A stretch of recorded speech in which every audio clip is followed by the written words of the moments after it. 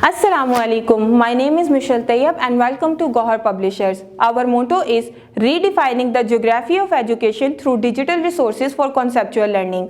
और हम जो है वो पढ़ रहे हैं गोहर सोशल स्टडीज़ जो कि है क्लास 4 के लिए। हम हैं चैप्टर नंबर 5 ज्योग्राफी पे और उसका पार्ट पढ़ रहे हैं 5E। हम जो है वो नेचुरल डिज़ास्टर्स के हवाले से पढ़ रहे थे और उनसे जो है वो सेफ्टी मेजर्स कौन से होते हैं उनके हवाले से पढ़ रहे थे। आज जो हमारा टॉपिक है वो है साइक्लोन्स पे और एवेलेंचेस पे। तो आइए चलते हैं अपने टॉपिक की तरफ। नंबर 3 पे वो आपको कह रहा है साइक्लोन्स, हुर्रिकेन, टाइफन्स। अच्छा जी, यही जो एक चीज़ है इसके ये 3 नाम हैं। A strong wind rotation of weather system clockwise in southern hemisphere and anti-clockwise in northern hemisphere।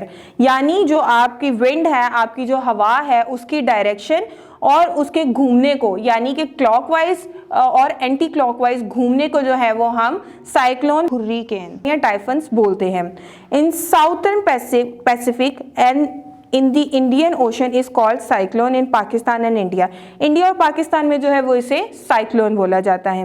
In north Atlantic and north west Pacific ocean is called hurricane. In USA, Mexico, etc. USA, Mexico की side पे आप चले जाएं तो इसी चीज़ को जो है वो लोग ये हुर्रिकेन बोलते हैं। नंबर 3 पे वो कह रहे हैं and in the north west Pacific ocean is called typhoon in China, Japan, etc. या आप चाइना या जापान की तरफ चले जाएं तो वो इसी चीज़ को टाइफन बोलते हैं। In simple words they are also called the wind and rainstorm. Simple words में इसे देखा जाए तो इसे हम पानी का यानी कि बरसात या फिर हवा का तूफान कहते हैं। Causes reasons of cyclone, hurricane, typhoons are, इसके कॉजेज क्या हैं?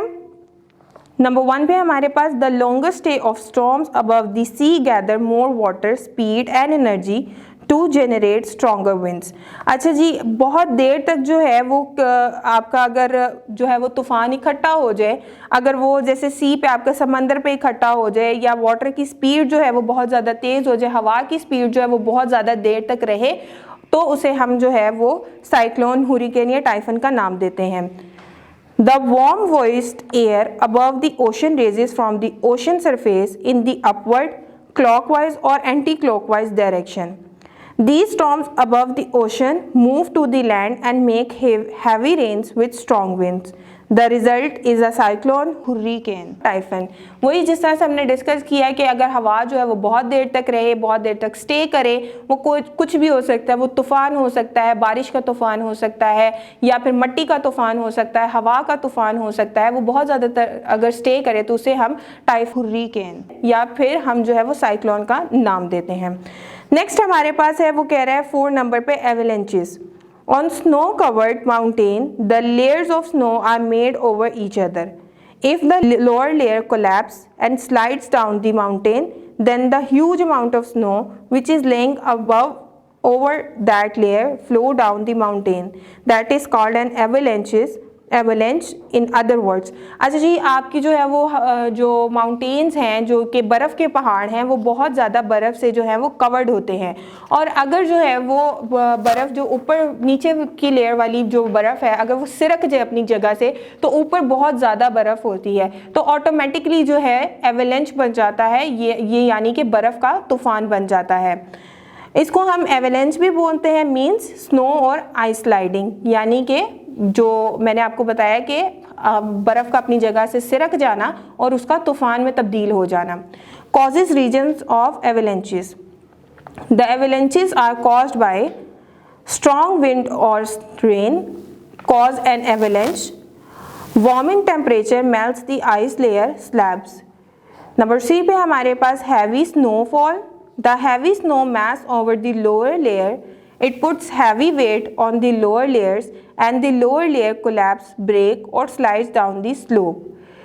Earthquake shakes the snow or ice layer and the layer get broken. King and hikers. Seeking or hiking stepping break the lower layer of snow or ice. Snowmobiles.